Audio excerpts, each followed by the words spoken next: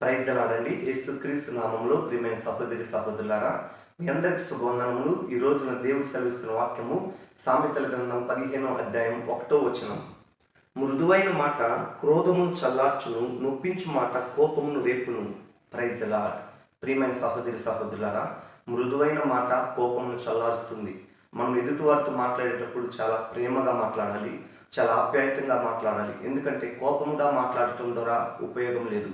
చాలామంది తమకున్న ధనాన్ని బట్టి, తమకున్న పేరు ప్రఖ్యాతను బట్టి చాలా గర్వంగా మాట్లాడతారు. అలా మాట్లాడటం ద్వారా మనం దేవుడికి దూరం అయిపోతాం. అలా వద్దు. ప్రతి ఒక్కరిని కూడా ప్రేమగా పలకరించాలి, ఆప్యాయతగా పలకరించాలి.